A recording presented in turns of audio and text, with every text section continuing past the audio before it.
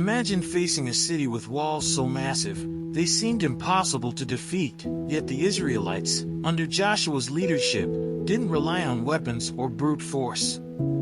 Instead, they followed God's strange instructions: march around the city, blow trumpets, and shout. On the seventh day, with one loud shout, the walls crumbled. But what if this wasn't just a story? Archaeological evidence suggests this miracle actually happened, exactly as the Bible describes. So, why did God choose this unconventional strategy, and what can we learn from it today? Stick with me as we dive into the powerful lessons behind Jericho's fall and how they apply to the walls in our own lives. Then, let's read the chapter together. Now the gates of Jericho were securely barred because of the Israelites. No one went out and no one came in. Then the Lord said to Joshua, "See, I have delivered Jericho into your hands, along with its king and its fighting men. March around the city once with all the armed men. Do this for 6 days. Have 7 priests carry trumpets of ram's horns in front of the ark. On the 7th day, march around the city 7 times, with the priests blowing the trumpets. When you hear them sound a long blast on the trumpets, have the whole army give a loud shout. Then the wall of the city will collapse and the army will go up, everyone straight in." So Joshua son of Nun called the priests and said to them, "Take up the ark of the covenant of the Lord and have 7 priests carry trumpets in front of it." And he ordered the army, "Advance. March around the city, with an armed guard going ahead of the ark of the Lord." When Joshua had spoken to the people, the 7 priests carrying the 7 trumpets before the Lord went forward, blowing their trumpets, and the ark of the Lord's covenant followed them. The armed guard marched ahead of the priests who blew the trumpets, and the rear guard followed the ark. All this time the trumpets were sounding. But Joshua had commanded the army, "Do not give a war cry, do not raise your voices, do not say a word until the day I tell you to shout. Then shout!"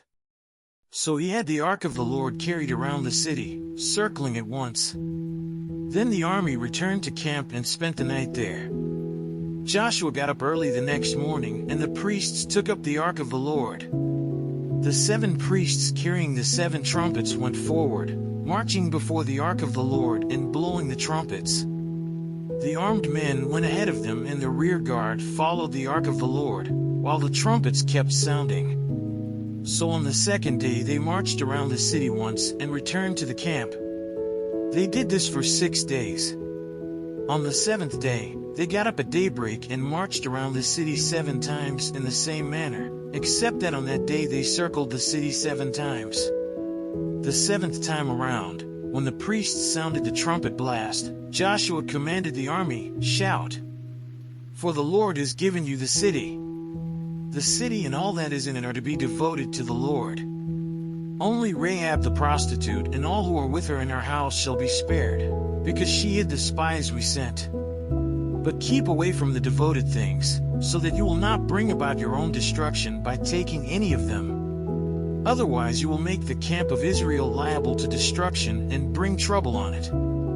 All the silver and gold and the articles of bronze and iron are sacred to the Lord and must go into his treasury." When the trumpet sounded, the army shouted, and at the sound of the trumpet, when the men gave a loud shout, the wall collapsed, so everyone charged straight in, and they took the city.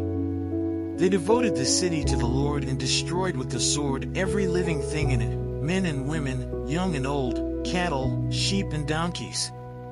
Joshua said to the 2 men who had spied out the land, "Go into the prostitute's house and bring her out and all who belong to her, in accordance with your oath to her."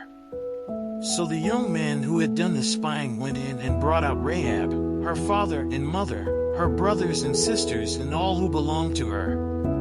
They brought out her entire family and put them in a place outside the camp of Israel. Then they burned the whole city and everything in it. But they put the silver and gold and the articles of bronze and iron into the treasury of the Lord's house.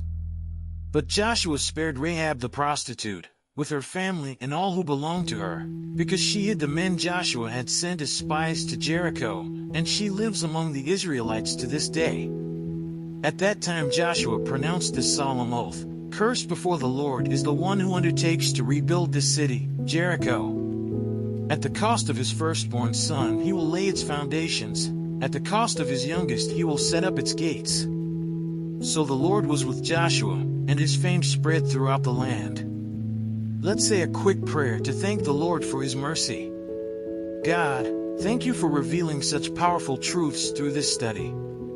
Thank you for opening our eyes to the lessons from Jericho, for reminding us that with you, nothing is impossible.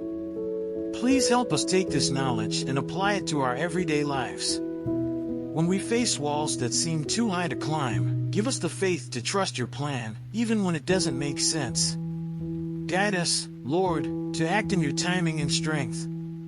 We lean on you and ask for the courage to follow your instructions, knowing that in doing so, we will see the miracles you have prepared for us. Amen. Now that you've discovered the incredible story of Jericho's fall, the real question is, how can you apply these lessons to your own life? What walls are standing in your way, whether in your personal goals, relationships, or faith? The Israelites didn't conquer Jericho by force. They followed God's unconventional instructions, and that's where the miracle happened. Maybe it's time to trust the path that seems illogical or impossible.